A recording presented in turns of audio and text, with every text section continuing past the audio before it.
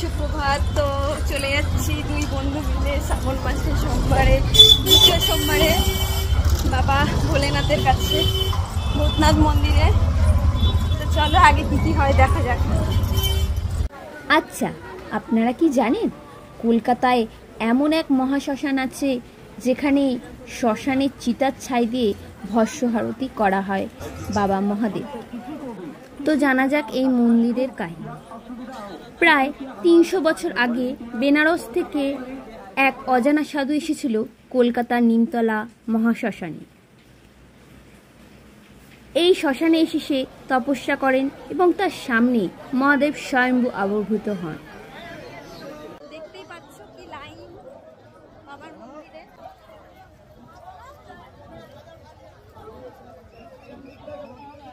দেখতেই পাচ্ছ কি ভিড়। শ্রাবণ মাসের দ্বিতীয় সোমবার, তো ভিড় তো হবে। বাবার কাছে যেতে গেলে তো একটু কষ্ট করতেই হবে। কথিত আছে প্রতিদিন সকাল ৬টা এবং রাত ৮টায় নিমতলা শ্মশানে কোনো এক মৃতদেহের চিতার ছাই দিয়ে বাবার ভস্ম আরতি হয়। ভক্তদের বিশ্বাস বাবা এখানে ছাই মেখে থাকতে ভালোবাসে। মান্যতা আছে এই ৩০০ বছর ধরে নিমতলা মহাশ্মশানে প্রচুর ভিড়কে উপেক্ষা করে আমরা পৌঁছে গেলাম আমাদের গন্তব্যস্থল বাবার দর্শনে।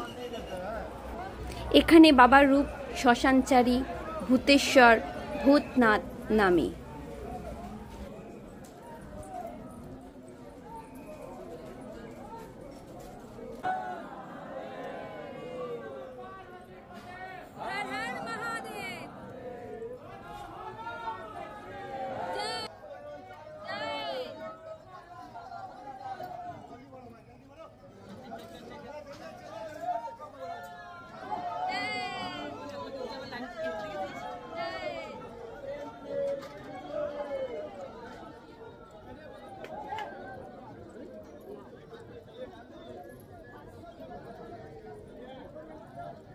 বন্ধুরা এট লাস্ট তো আমাদের পুজো সম্পূর্ণ হয়েছে। বাবার মাথায় জল ঢাললাম, খুব শান্তি অনুভব করলাম। এরপর চলে গেলাম শ্রী সাক্ষী হনুমান মন্দিরে।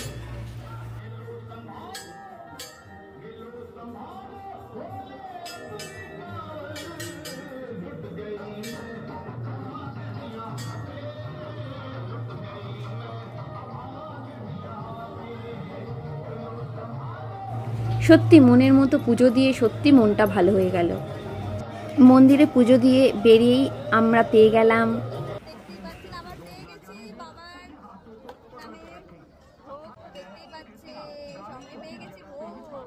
হাতছাড়া করে খেয়ে নি।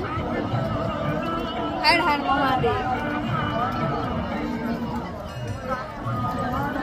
কেমন লাগছে ভোগ? বিউটি বিউটি কেমন লাগছে?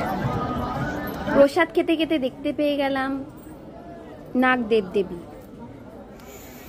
ওনাদের মাথার উপর হাত দিতেই কেন জানি না মনটা খুব ভালো হয়ে গেল। এরপর আমরা দুই বন্ধু মিলে ঘুরু ঘুরু করে চলে এলাম মেয়েদের স্কুলে নেওয়ার জন্য। তো বন্ধুরা, কেমন লাগলো ভিডিওটা জানিও সবাই।